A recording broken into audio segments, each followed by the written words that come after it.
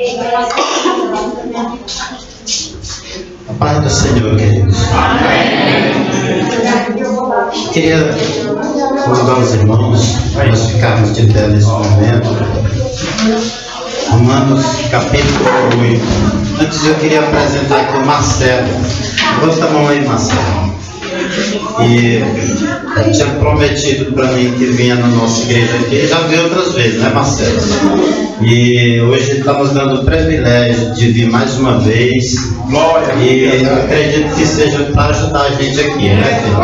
Agregar com a gente aqui. Glória a Deus, aleluia. Esse convite do Marcelo, isso é verdade. Vamos dizer amém, querido? Amém. Seja bem-vindo. Satisfação tê-lo conosco, viu? Glória a Deus. Romanos capítulo 8, versículo 1, queridos. Nos diz assim a palavra de Deus. Vamos fazer uma leitura coletiva, né? Do jeito que a gente sempre tem feito. Portanto, agora, nenhuma condenação há para os que estão em Cristo Jesus, que não andam segundo a carne, mas segundo o Espírito. Aleluia. Porque a lei do Espírito de vida em Cristo Jesus livrou da lei do pecado e da morte. Porquanto o que era impossível à lei, visto como estava enferma pela carne, Deus, enviando o seu Filho em semelhança da carne, do pecado, pelo pecado, condenou o pecado na carne. 4, queridos. Para que a justiça da lei se cumprisse em nós, e não tornasse segundo a carne, mas segundo o Espírito. Porque os que andam segundo a carne inclinam-se para as coisas da carne, mas os que estão segundo o Espírito, para as coisas do Espírito.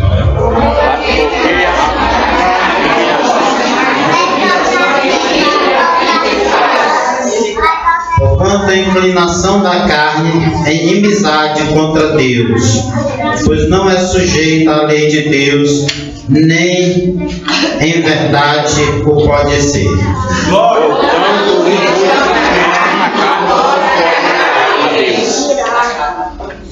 Vós, porém, não estáis na carne, mas no Espírito, se é que o Espírito de Deus habita em vós. Mas se alguém não tem o Espírito de Cristo, esse tal não é dele.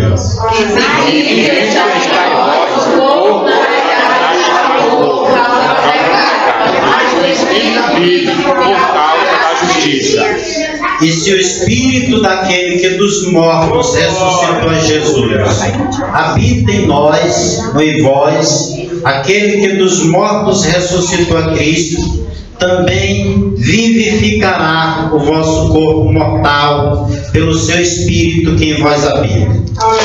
De maneira que nós somos segundo a carne. Porque se viverdes segundo a carne, morrereis. Mas se pelo Espírito mortificardes as obras do corpo, vivereis. Todos os quais recebidos pelo Espírito de Deus, esses são os filhos de Deus. Porque não recebestes o espírito de escravidão, para outra vez estardes em temor, mas recebestes o Espírito de adoção de filhos, pelo qual clamamos, Abba, Pai. O mesmo Espírito testifica com o nosso Espírito que somos filhos de Deus.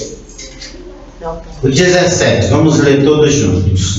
E se nós somos filhos, somos a nova igreja, também a igreja de Deus, e se serve a lei está padecendo, para que também sejamos glorificados. Amém. Glória a Deus. Meu santo Deus, amado Pai, Senhor e Criador dos céus e da terra. Aleluia. Tua palavra, Senhor, é um tesouro na nossa vida. Aleluia, Deus. Glória a Deus. Santo e amado Deus, Aleluia. nós nos encontramos diante da Tua presença nessa noite, Papai, contando, Senhor, que o Senhor tem preparado o nosso alimento, Senhor. Que o Teu Santo Espírito tem preparado os nossos corações, a nossa mente, que o Teu Santo Espírito nessa noite irá nos fortalecer através deste alimento que é a Tua palavra santa. Meu Santo e amado Deus, eu te agradeço por cada um dos Teus filhinhos, das Tuas ovelhas, que já se encontram aqui nessa noite. Meu Deus, que não seja momento de cansaço sobre a vida deles, mas que a Tua palavra, Senhor, possa estar trazendo descanso para os ossos, para os músculos, possa estar trazendo relaxamento, papai. Meu Deus, possa estar dissipando todo o mal, papai. E queira, Senhor Jesus, papai amado, que venha para tentar impedir, Senhor, que esse nosso momento com o Senhor seja um momento sublime do nosso viver. Fala conosco, Jesus. Em nome do Senhor, em nome de Jesus. Amém. Glória a Deus.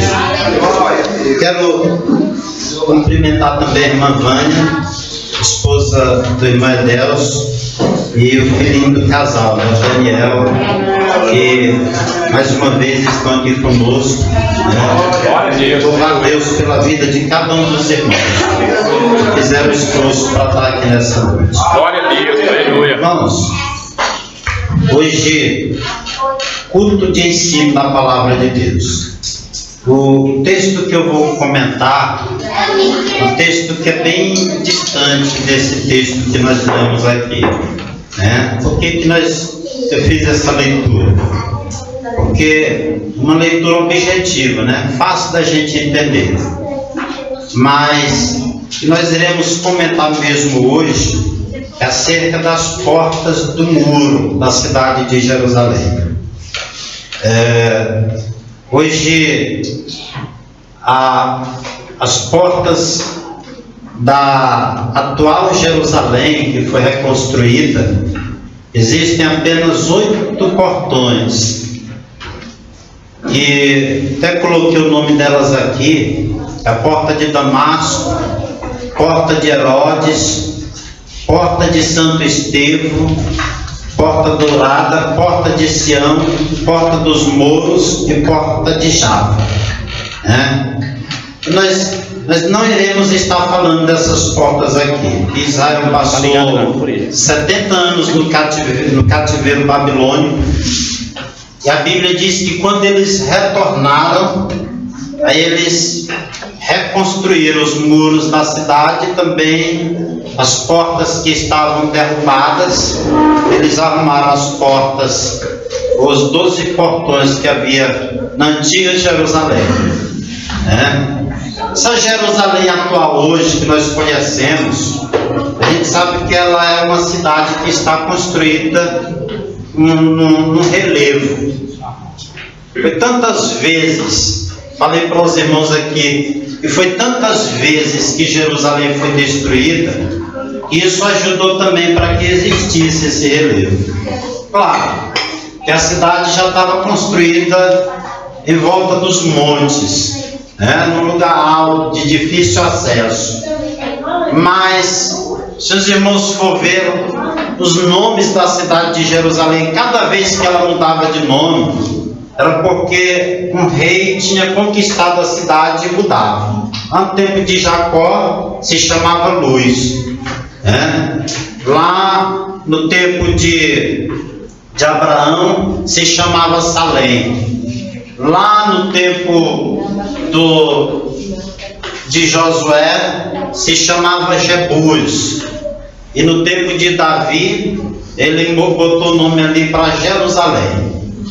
Então foram muitas vezes, e cada vez que era conquistada, normalmente a cidade era destruída, E hoje nós iremos não estar falando das 12 portas, porque o tempo não seria suficiente. Nós iremos dividir aqui 4 grupos de 3 portas, e estar comentando hoje de um grupo de 3 portas. Certamente em 4 ministrações nós estaremos detalhando aqui, e usando isso aqui como ilustração para a nossa vida. Quando a gente fala de porta, queridos, o que significa porta para a gente?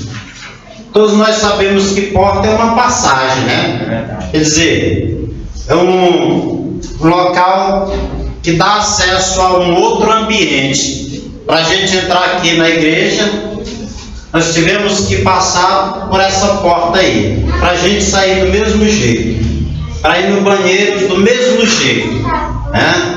Nossa vida, nós sempre iremos nos deparar com portas às nossas frentes, ou à nossa frente.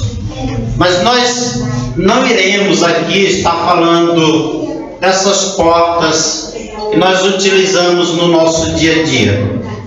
Mas iremos estar falando das portas do Muro de Jerusalém, que tinha um significado bastante expressivo na vida funcional do povo e que também ilustra a nossa vida aqui, né? Quando nós olhamos para a palavra de Deus e a gente observa essa questão sentido de portas, logo nós entendemos também que porta significa, ou nós podemos dizer que seja as nossas decisões, né? Nós tomamos uma decisão, nós entramos por uma porta. São as nossas escolhas. Quando nós tomamos uma escolha, nós entramos por uma porta e começa uma caminhada diferente na nossa vida. Ela pode ser boa ou pode ser ruim. Ela pode trazer benefícios ou pode trazer malefícios para a nossa vida, né? Então, hoje aqui nós iremos estar falando das 3 primeiras portas. Vou citar aqui a porta. Iremos estar dando o seguinte título ao comentário de hoje: as portas por onde não devemos passar. As portas por onde não devemos passar, usando como ilustração 3 portas que havia nos muros da cidade de Jerusalém. As outras portas que nós iremos deixar para depois,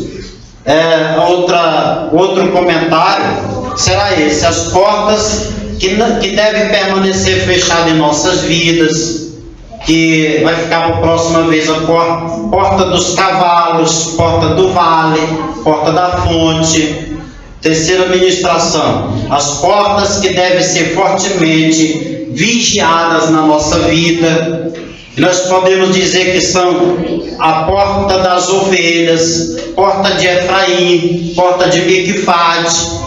E no 4º dia nós iremos estar comentando sobre as portas por onde devemos sempre passar. Quais são elas?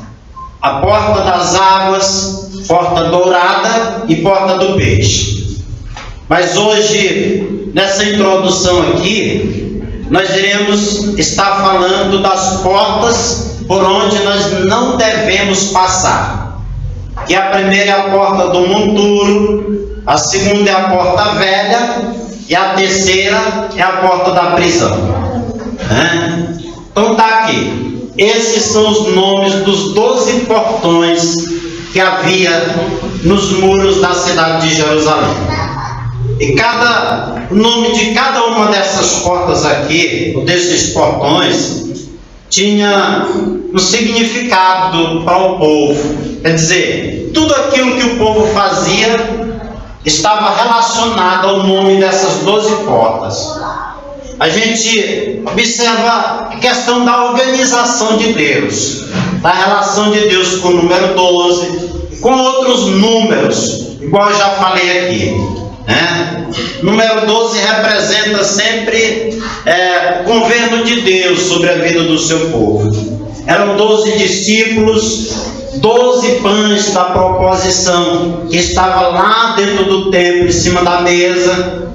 Eram 12 portas, os muros da cidade.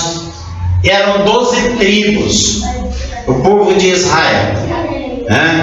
Então, amados, Nós iremos aqui, toda essa passagem aqui, os irmãos quiser procurar, está um pouco distante, até difícil dos irmãos encontrar às vezes, mas está lá no livro de Neemias, capítulo 3, versículo 1 até o versículo 3. Amém, queridos?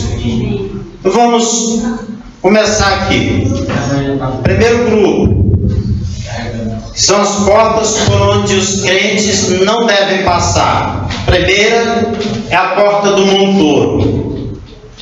Essa porta aqui, ela dava acesso ao lixão da cidade de Jerusalém. A porta do monturo era onde era despejado, jogado todo o lixo da cidade de Jerusalém. Lugar onde estava sendo, naquele tempo ali, o lixão da cidade de Jerusalém. Tempos remotos, ou distantes desse tempo aqui, do tempo de Neemias, aquele lugar ali havia sido chamado Vale do Filho de Inom. E foi naquele lugar ali que levantaram uma estátua, uma imagem de escultura do deus Moloque. E até muitos judeus, era um deus dos amonitas, mas até muitos dos judeus chegaram a oferecer sacrifícios àquele deus. Qual era o tipo de sacrifício que se oferecia a Moloque? Alguns dos irmãos estão sabendo? Qual era o tipo de sacrifício que se oferecia a Moloque, deus dos amonitas? Crianças, né? Era sacrifício de crianças, crianças vivas. Os pais levavam as suas crianças, e aquela imagem de escultura era uma imagem de ferro. E havia uma fissura por trás daquela imagem, que eles colocavam lenha, acendiam o fogo, e depois que aquela imagem estava bem avermelhada, ali tipo brasa, eles colocavam a criança nos braços daquele Deus. E as crianças eram sacrificadas dessa forma. Já no tempo de Neemias, quando Neemias voltou para reconstruir os muros da cidade de Jerusalém, esse Deus já não estava mais ali. Aquele vale já não era mais conhecido como Vale do Filho de Inom, mas havia um lixão, só que a maldição parece que permanecia ali naquele lugar. Por quê? Porque agora era num lugar que, ao invés de estar se plantando naquele lugar, era um lugar onde se jogava todo o lixo da cidade. E se os irmãos buscar mais a fundo, nós sabemos que Jesus, ele sempre usou a cultura, os costumes do povo, para criar parábolas ou para fazer comparação acerca daquilo que é espiritual. Quando Jesus, ele criou a figura do inferno, que é uma coisa real, céu e inferno existe, Jesus olhou para aquele lixão ali, que é conhecido por muitos estudiosos como Gena, Aquele lixão ali, ele jogava o lixo lá, jogava enxofre e atiçava fogo.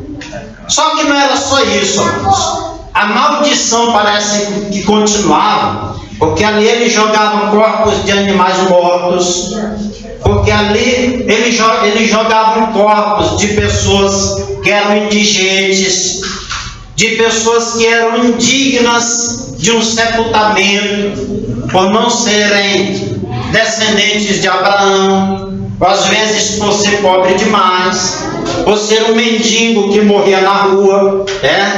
Acredita-se que aquele mendigo, que a Bíblia diz que os anjos vieram e levaram ele para o céu, aquele mendigo ele tenha sido queimado ali, naquele lixão.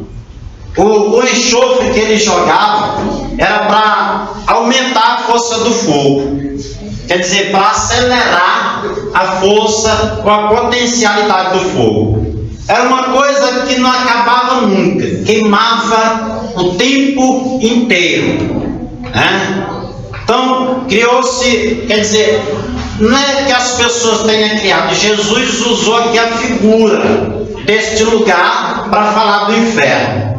O inferno é um lugar que o fogo não se apaga nunca, né? Que a Bíblia diz que o bicho nunca morre, que existe clamor e ranger de dente o tempo todo, porque as almas que são enviadas para ali, essas almas, apesar do corpo ter deixado de existir, porque a Bíblia diz que o corpo do ser humano volta para onde, amados? Volta para a terra, né?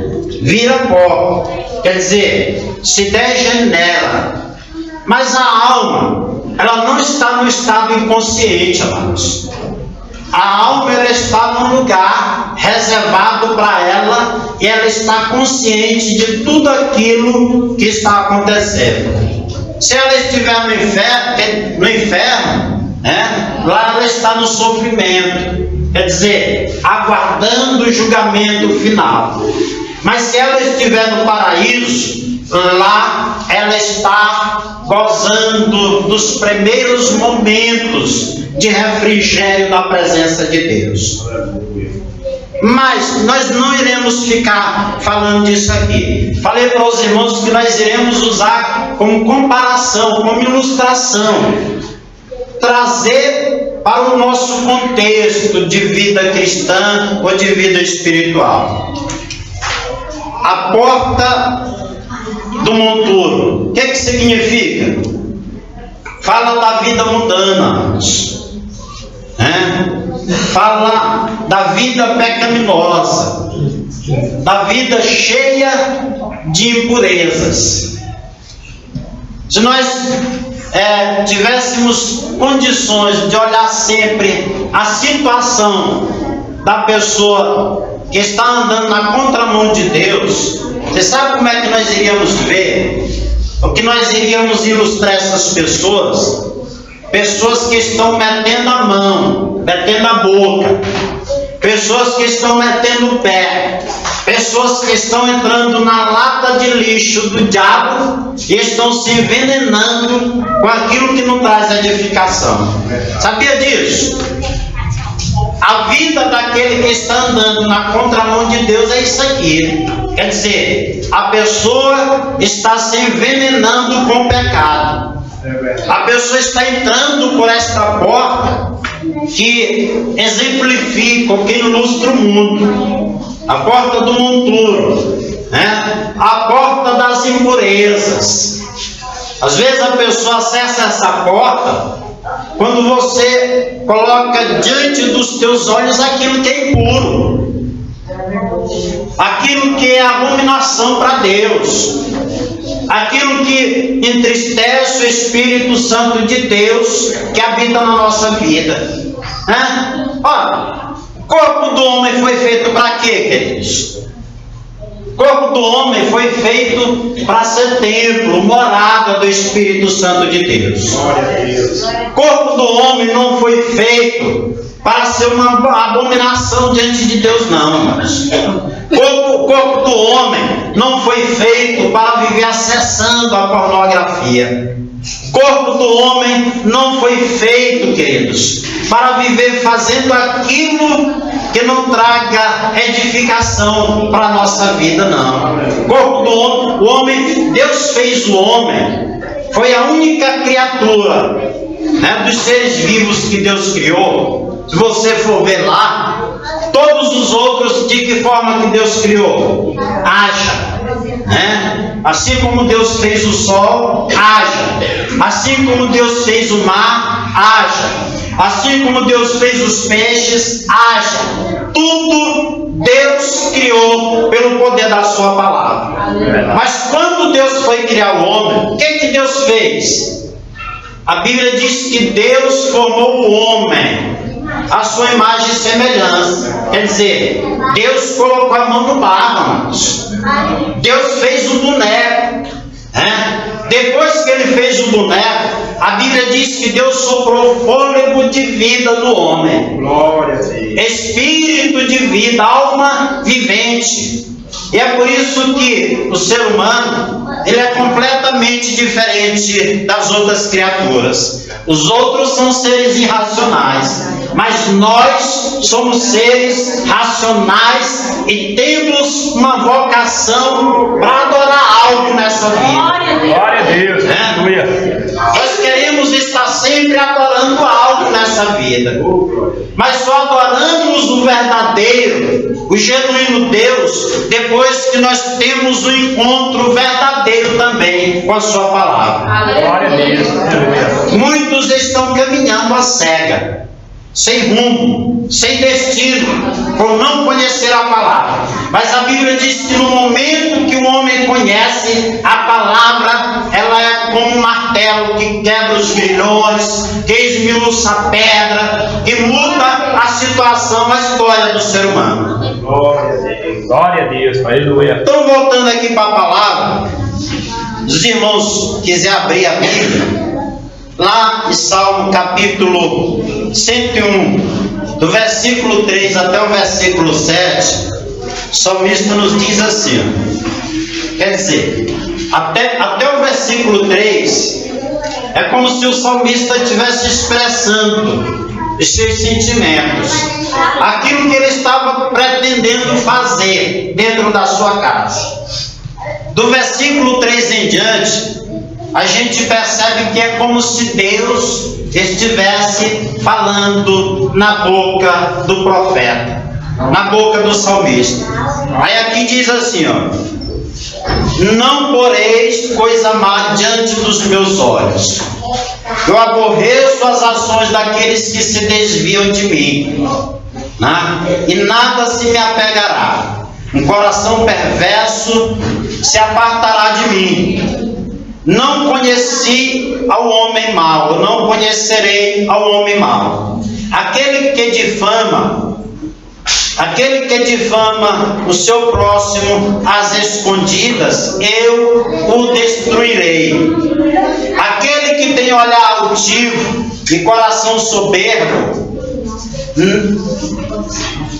não o suportarei. Os meus olhos procurarão os fiéis da terra, para que estejam comigo. Os que andam num caminho reto, esse me servirá. O que usa de engano não permanecerá dentro da minha casa. O que profere mentiras não estará firme perante os meus olhos. Está vendo isso aqui, queridos? Isso aqui é a expressão dos sentimentos de Deus com relação ao ser humano. Quando nós andamos na linha, ou então a nossa vida com Deus vai ser só um tempo. Você sabia? É só um tempo. Deus não tem prazer na vida daquele que volta atrás, não. O prazer de Deus está na vida daquele que começa e que chega lá no fim. Nesse Deus tem prazer, queridos. Nesse Deus tem prazer. Nós vamos continuar. Vamos falar da segunda porta, da qual nós não podemos entrar. É a porta velha. O que essa porta representa? Está em Neemias capítulo 3, versículo 6. Porta velha. Essa porta, ela representa o crente que só vive do passado. Você sabia? Que acha que Deus ele não está mais se interessando de fazer algo nos dias de hoje. Pessoas que vivem testemunhando do passado, mas hoje não acontece nada na sua vida. É como se a pessoa estivesse voltando aos velhos tempos, aos velhos rudimentos, tornando incrédulo. Vamos ser mais claros. Tem pessoas que já fez imposição de mãos, Jesus curou. Já fez imposição de mãos e expulsou demônio. Mas tais pessoas não fazem mais isso hoje. e vivem contando vantagem do passado. Mas Deus é um Deus só do passado, queridos? Não. Deus é um Deus do passado, é um Deus do presente e é um Deus do futuro. É um Deus de ontem, é o Deus de hoje e é o Deus de amanhã. Quer dizer, os seres humanos, a cultura de um povo muda, né? Quer dizer, a igreja, no sentido geral, pode até mudar, mas a Bíblia nos diz que isso não é motivo para Deus deixar de operar na vida da sua igreja. Por quê? Porque sempre existirá um remanescente na terra. A igreja, a Bíblia nos diz que a igreja, as portas do inferno não prevalecerão contra a igreja do Senhor Jesus. A igreja existiu, a igreja existe e a igreja existirá para ser um instrumento de Deus nesta terra. Aleluia.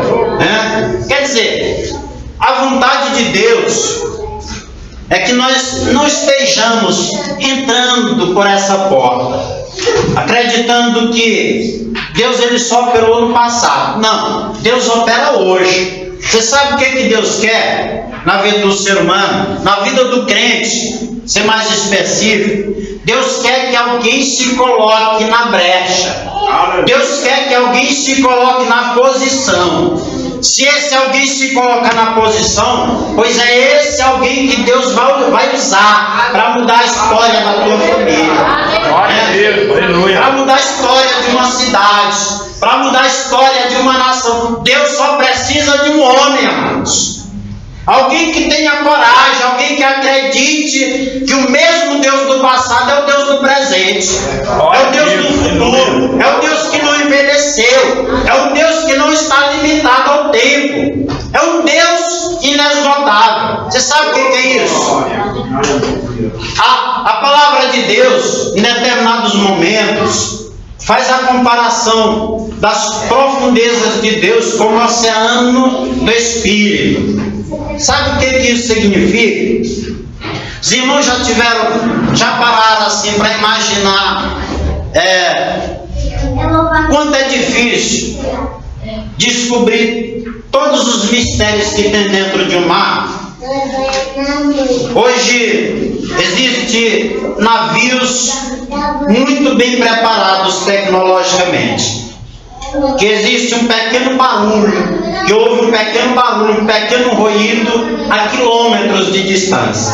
Navios de guerra, dentro do mar existe hoje. Existe toda uma tecnologia. Mas quem foi que já descobriu? Alguém que já foi capaz de percorrer todo o mar e descobrir todos os mistérios do mar? Ninguém nunca descobriu todos os mistérios do mar. Aqui acolá aparece um peixe diferente, aqui acolá aparece um animal marinho diferente que nós nunca vimos. Aqui Deus está usando essa ilustração superficial porque Deus é muito mais mistérios e é muito mais inesgotável, insondável do que qualquer mar. Quer dizer, Deus ele não se esgota, Deus ele não cansa, Deus ele não dorme, Deus ele não palpita. Deus, a Bíblia diz que os olhos do Senhor estão sobre todos os moradores da terra. Deus contempla os bons e contempla os maus. E é diferente o olhar de Deus. Nós olhamos aqui, olha. Mas Deus ele olha para o ser humano de forma individual. Deus olha para cada um e Deus consegue ver aquilo que está dentro do coração do ser humano. Quais são as intenções do ser humano? Se existe bondade ou se existe maldade no coração do ser humano, Às vezes uma pessoa pode estar lá no mundo chorando, igual aquele publicano que entrou no templo, e a Bíblia diz que ele batia no peito e não tinha coragem nem de olhar para cima. Ele só batia no peito e dizia: ó Senhor, pobre e miserável que sou, mas não tinha coragem de olhar para cima. A oração do publicano era só essa. Mas o religioso que entrou e que ficou do lado do publicano, ele olhava para cima e dizia: meu Senhor, ainda bem que eu não sou igual a esse publicano aí, faço minha oração 3 vezes por dia, oro 3 vezes, ou jejum 3 vezes por semana, dou dízimo de tudo que tenho, ainda bem que eu não sou igual a esse publicano aí, esse pecador. Você sabe quem foi que saiu justificado? A Bíblia diz que foi o publicano, aquele que se humilhou, porque com Deus é assim, queridos. Deus exalta aquele que se humilha, mas abate aquele que se exalta, Quer dizer, nós temos sempre que nos humilhar debaixo da potente mão de Deus. Glória a Deus. A outra porta que nós não podemos entrar, Neemias capítulo 12, versículo 3 até o 9, a porta da prisão. Essa porta aqui, porta da prisão, já dá para os irmãos entender, né? Era a porta que dava acesso ao cárcere da cidade. Era a porta que estava mais próximo do presídio da cidade. Porta da prisão. O que isso ilustra na nossa vida? Queridos, Paulo, em uma das suas cartas, ou das suas epístolas, ele diz que uma vez que já fomos libertos, nós não devemos mais nos submeter à escravidão que o pecado impõe. Quer dizer, essa porta aqui é uma porta por onde o crente não deve passar nunca, Mas a vida é assim. Você está na igreja hoje, se você está bem com Deus, o que vai acontecer contigo? Sempre digo para os irmãos: se você está bem com Deus, você está no campo de batalha, Você vai ser inimigo de quem? Você vai ser inimigo do diabo. Você vai ser inimigo dos demônios. A Bíblia diz que o diabo ele vai estar ao derredor bramando como leão, buscando a quem possa tragar. Quer dizer, quem é tentado é crente. Mas o que a Bíblia nos diz? A Bíblia nos diz que nós devemos resistir o diabo e ele vai fugir de nós, Resistir o diabo e ele fugirá de nós. Então é natural que o crente seja tentado. Todo crente que está bem com Deus, ele é como um soldado que foi alistado para a guerra. Ele vai constituir inimigo no mundo espiritual. Não é inimigo pessoas, não. É inimigos espirituais mesmo. São demônios. É Satanás. Mas quando nós resistimos o diabo, ele foge de nós, Quer dizer, nós nos preparamos, nós resistimos para não pecar, para não cair nas astutas ciladas do inimigo. Mas tem crente que é diferente, queridos. Você sabia? Tem crente que ele não está preocupado com esse negócio de resistir o diabo, não. Tem crente que parece que anda atrás da tentação. Sabia? Tem crente que parece que busca a tentação. Tem crente que está esperando só o momento. Está aqui, na cabeça, maquinando. Se acontecesse isso e isso, se aquela mulher, se aquele homem, em algum momento, não estou falando aqui da igreja, porque a gente conhece cada um dos irmãos e sabe que cada um dos irmãos são fiéis aos seus cônjuges. Mas existe, no meio cristão existe, pessoas que estão buscando a tentação, que estão se deixando levar pela tentação. Pessoas que muitas das vezes estão aqui na igreja, mas o coração, o pensamento, está na hora que chegar lá em casa, a pessoa se enlambuzar com o pecado, a pessoa cometer abominação aos olhos de Deus, ou colocar impureza diante dos seus olhos. Então a vida de muitos é assim, queridos. E você sabe o que acontece quando a pessoa faz isso? A pessoa está novamente se submetendo ao jugo do pecado. O conceito do apóstolo Paulo aqui é que nós que já fomos libertos do pecado, não podemos mais deixar que o pecado imponha limites entre nós e Deus. Para o pecado não nos dominar, ou não sermos mais escravos do pecado, queridos, nós temos que viver uma vida de retidão diante de Deus. Glória a Deus. Vou usar aqui uma ilustração para os irmãos entenderem melhor. Os irmãos estão lembrando de como foi o episódio quando Jesus ressuscitou Lázaro? Os irmãos estão lembrando? Primeiramente, o que tinha na porta do túmulo? Uma pedra. Tinha uma pedra, né? Uma pedra difícil, até para um homem só rolar aquela pedra era difícil. E o que Jesus disse quando chegou lá? Primeiramente, Jesus ordenou aos discípulos: removam a pedra, né? Removam a pedra.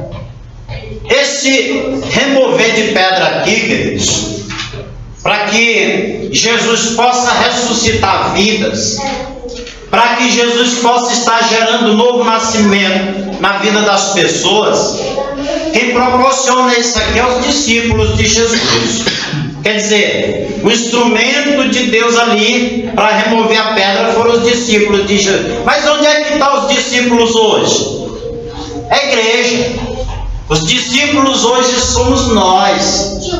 Para remover a pedra na vida das pessoas, pode ser considerado coração endurecido, coração de pedra. Para quebrar essa pedra, para abrir esse túmulo, né, que está aprisionando as pessoas, nós temos que usar a palavra de Deus. Removam a pedra.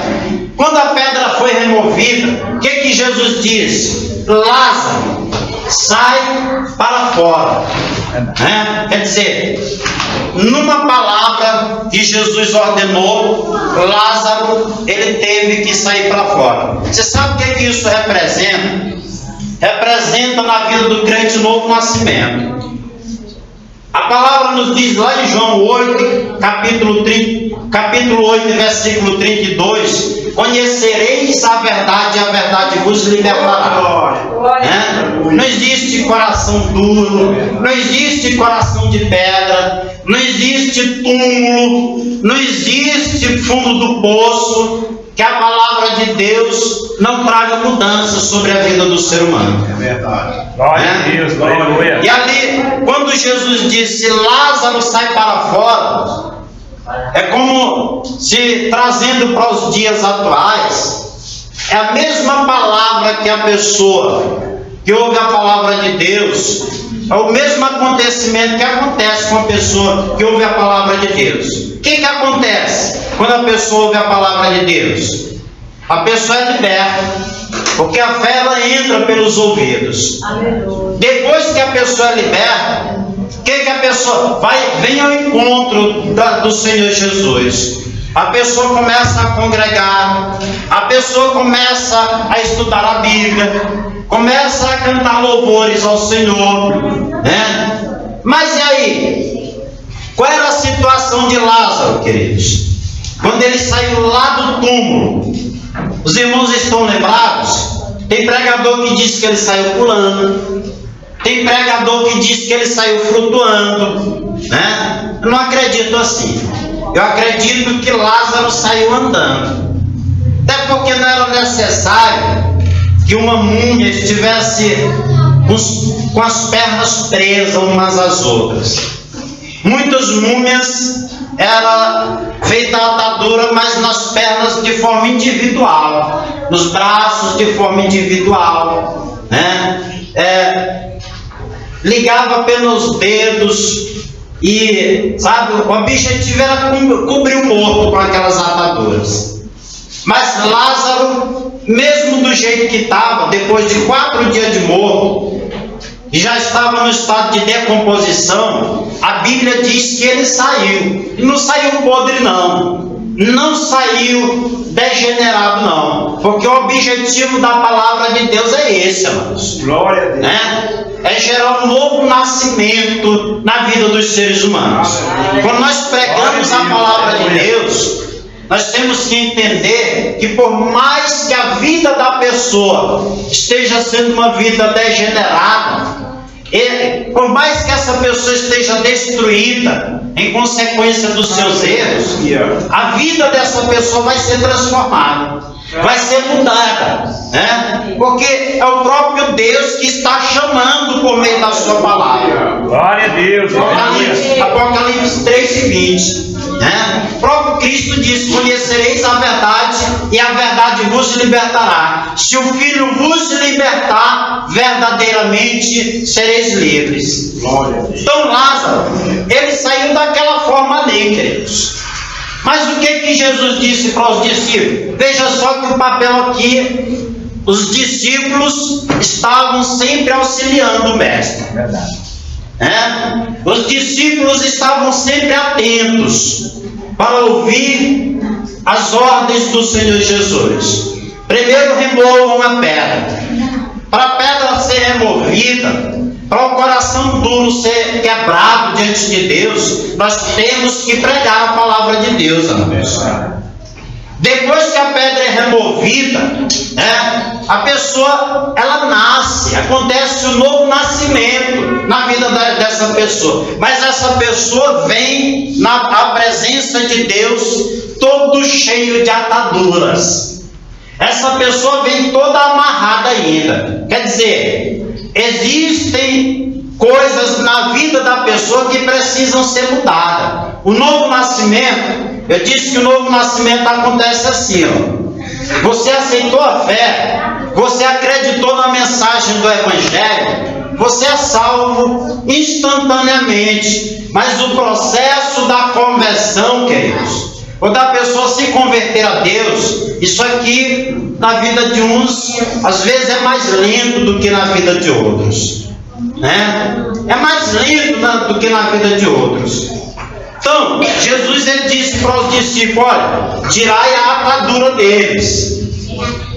Isso aqui ilustra o nosso papel como igreja aqui, sabia? A pessoa vem de qualquer jeito. Já falei para os irmãos aqui, irmão Alberto mesmo, né, irmão Alberto? Você veio para a igreja, quanto tempo o irmão ainda ficou fumando? Quase uns 5 meses aí. 5 meses. Conheci pessoas que ficou fumando, vindo para a igreja quase 1 ano. Mas ficou vindo para a igreja. Claro que o irmão Alberto, ele contou com o auxílio da irmã Marcilene, né? Mas esse é o papel da igreja mesmo, dizer que está errado, né? Dizer que a pessoa precisa mudar, às vezes precisa ter opinião. Então essas faixas aí, essas ataduras aí, representam isso, o pecado que ainda persiste e está na vida da pessoa, os maus hábitos que precisam ser arrancados da vida da pessoa. Mas quem é que vai arrancar, queridos? É a igreja do Senhor Jesus. De que maneira? Olha, quando Jesus nos ordenou os discípulos lá no Evangelho de Mateus, o que ele disse? Ide por todo mundo e fazei discípulos em todas as nações. Ganhar é muito fácil, irmãos. Gerar filhos espirituais e lançá-los ao mundo é muito fácil. Mas criar esses filhos, adotar esses filhos, instruir, aí é papel mais difícil, requer mais paciência, requer mais amor, né? Mais proximidade. E é isso que nós devemos fazer na vida espiritual. Ninguém se firma nos caminhos do Senhor se não tiver um pai espiritual para cuidar desse alguém. Se alguém que está dentro da igreja, movido ou constrangido pelo Espírito Santo de Deus, não estender a mão para essa pessoa, né? Não direcionar uma palavra de ânimo para essa pessoa, não se aproximar dessa pessoa, está de alguma maneira fazendo com que essa pessoa se sinta importante e valorizada para Deus. Não existe.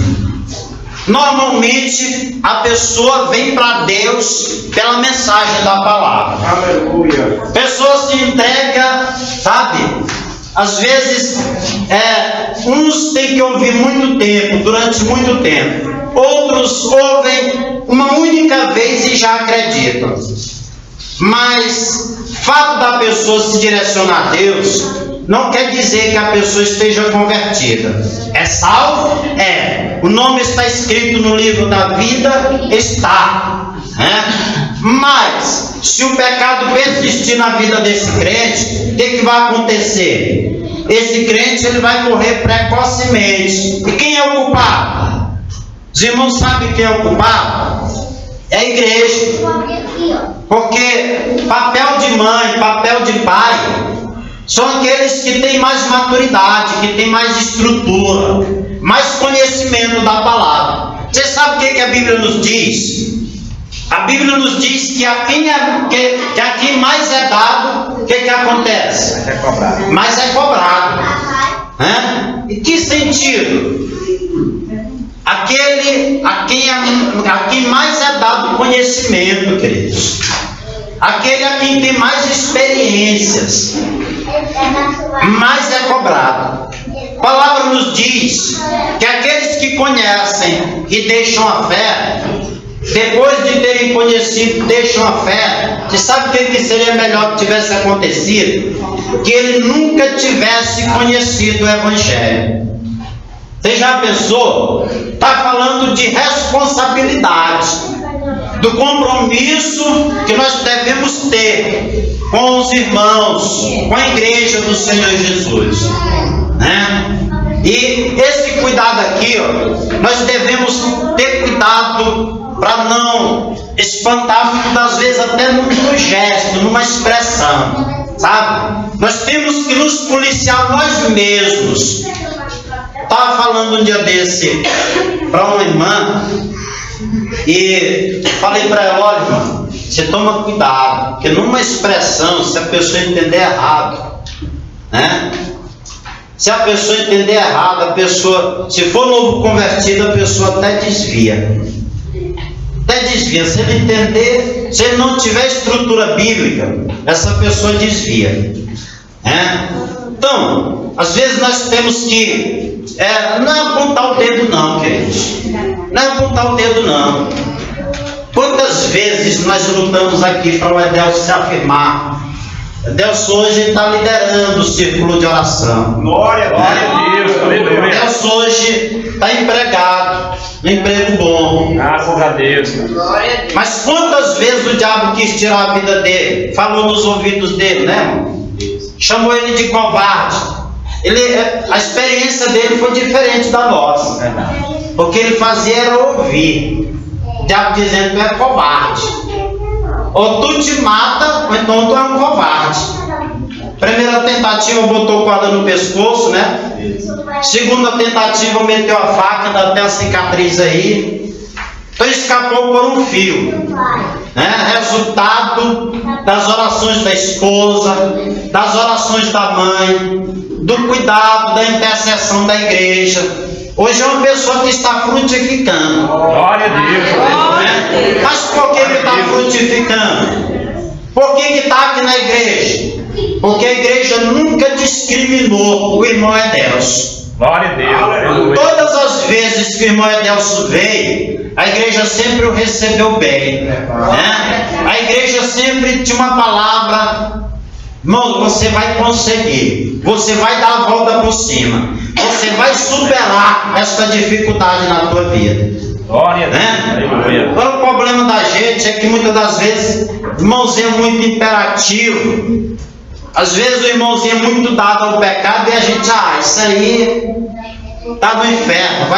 Irmãos, a Bíblia nos diz que aonde abunda o pecado, superabundará a graça de Deus. Aleluia. Se as Glória a suas Deus. experiências com o pecado foi grande, se você sofreu muito com o pecado, pois essa pessoa é a que vai dar mais fruto na obra de Deus. Glória a Deus. Aleluia. A obra de Deus na vida dessa pessoa vai ser maior, porque a experiência dela foi maior do que a tua. Glória a Jesus. Então é assim, queridos. Essas aqui são as portas que nós não podemos estar entrando por elas. Mas continuando falando aqui dos estágios na vida do cristão, a exemplo da ressurreição de Lázaro, depois que tiraram as faixas do corpo de Lázaro, o que Jesus diz? E deixai-o ir, quer dizer, deixai-o ir. Queridos, você sabe quem era essa pessoa que estava no túmulo, no fundo do poço, que estava morto nos seus delitos e pecados? Essa pessoa era eu, era você. Um dia você viveu esse dilema, um dia você se encontrou no fundo do poço. Um dia, quando Deus olhava para ti, Ele te olhava como morto. Mas todos nós que estamos aqui, para mim mesmo, é como se Deus tivesse me chamado pelo nome, Alberto, sai daí. E eu tive, por opinião, por desejo, clamando pela ajuda de Deus, eu fui liberto das drogas, fui liberto da maconha, da cocaína, fui liberto da valentia. Sou uma pessoa, sabe, não é bom a gente estar falando da gente mesmo, é bom que as outras pessoas falem. Mas eu me considero uma pessoa insuportável, insuportável. Eu tinha medo de me casar e a mulher não me aguentar, porque eu era abusado demais. Eu tinha medo de ter funcionários e o funcionário não me suportar, porque eu era duro demais, zangado demais. Por nada estava brigando, magoando as pessoas. Mas hoje eu me considero diferente, não estou falando aqui com hipocrisia, não. Não estou falando com hipocrisia, não. Porque a gente consegue se olhar, olhando hoje para a palavra de Deus e vendo o nosso passado, a gente percebe que as coisas mudou na vida da gente, que a gente amadureceu espiritualmente. Glória a Deus. Que o andamento, o progresso de Deus na vida da gente não acontece pela nossa valentia, não, pela nossa ignorância, não. Você sabe o que isso traz na vida do crente? Quando o crente é ignorante, quando o crente é bruto, isso traz sofrimento para a pessoa, traz dor, traz muito sofrimento.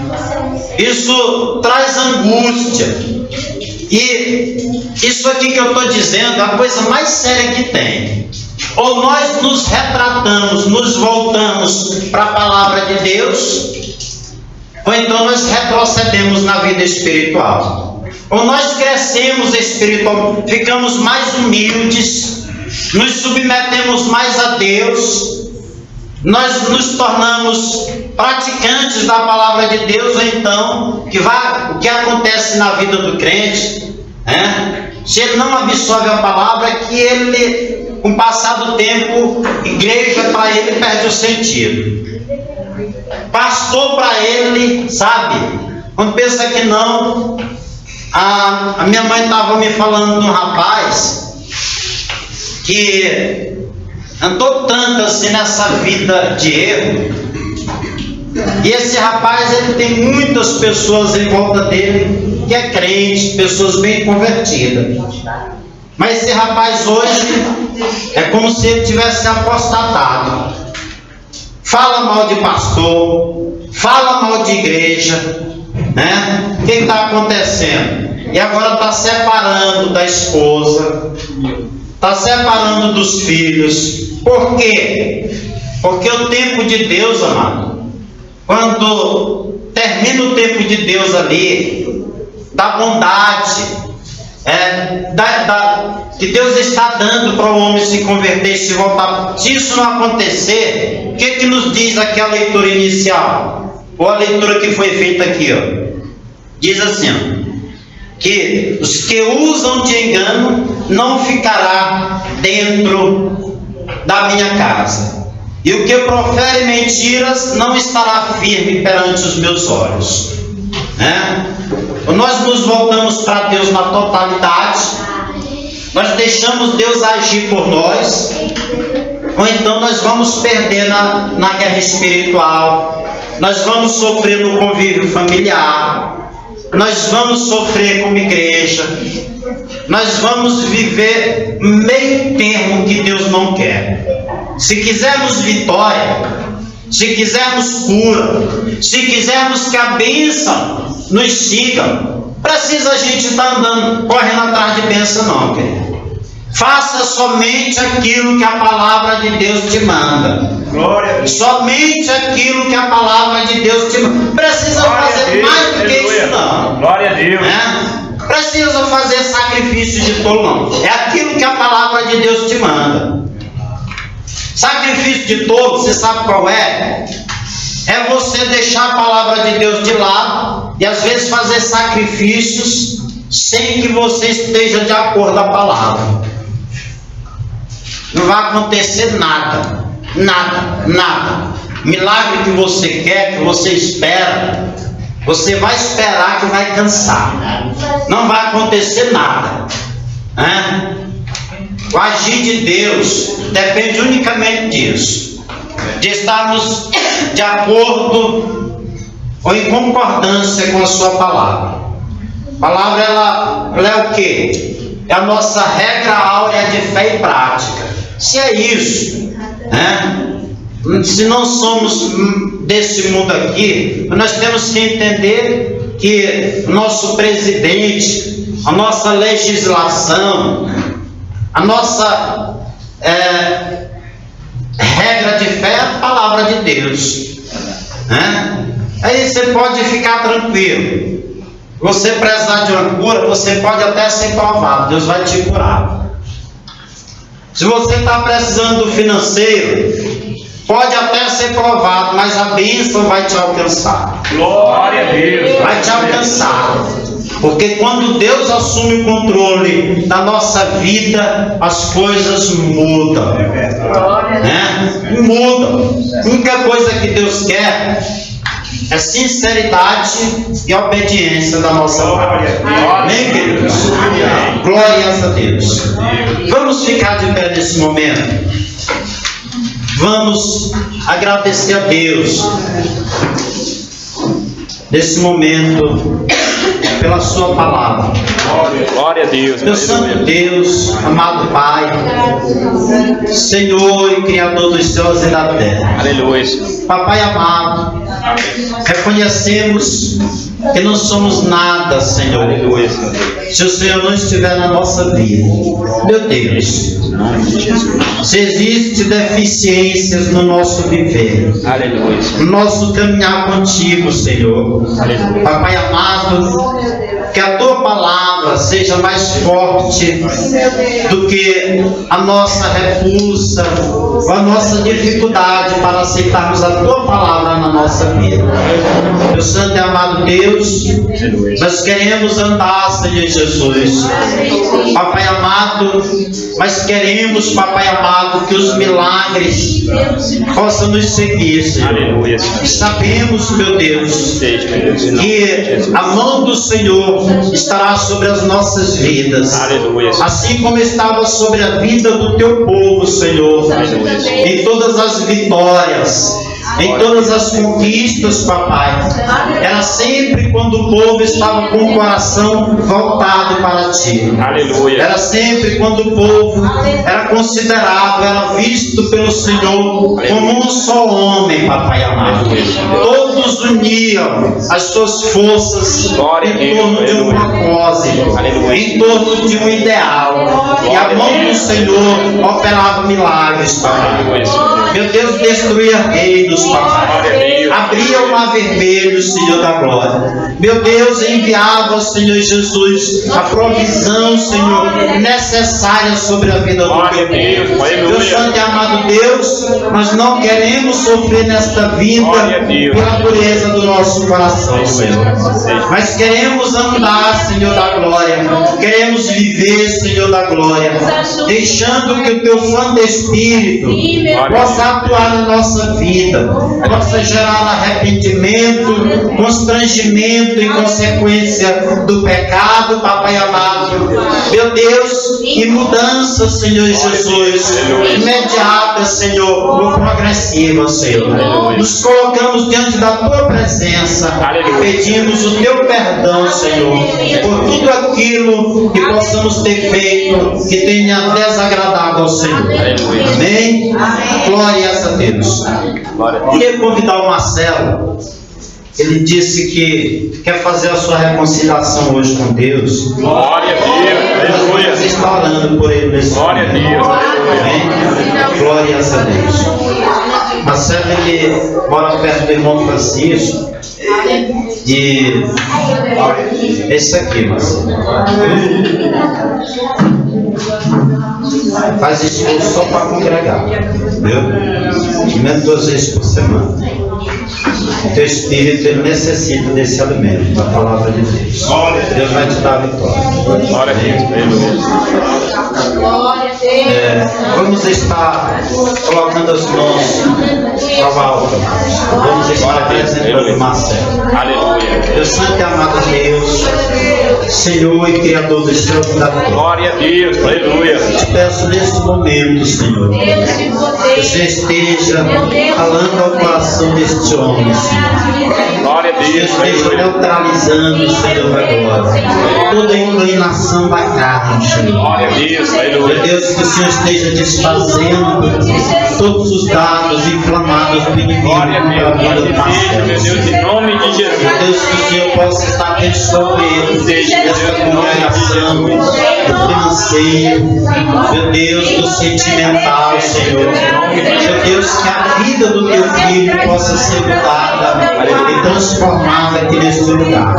Eu peço, papai amado, que o Senhor possa estar tornando frutífero, Senhor. Glória a Deus. Meu Deus, constante, Senhor Jesus, perseverante na tua caminhada com o Senhor. Toma-o em tuas mãos, guarda o seu coração, tirando toda a ansiedade, tirando toda a angústia, papai amado, tirando, Senhor da glória, toda a apreensividade com relação àquilo que o cerca, Senhor. Meu Deus, eu te peço neste momento, Senhor, milagres sobre a vida do teu filho. Em nome de Jesus, eu ministro cura, libertação e restauração sobre a tua vida, em nome do Senhor Jesus. Todos digam amém. Amém. Eu vou dar um abraço dele aqui em nome de toda a igreja. Glória a Deus. Aleluia. Glória a Deus.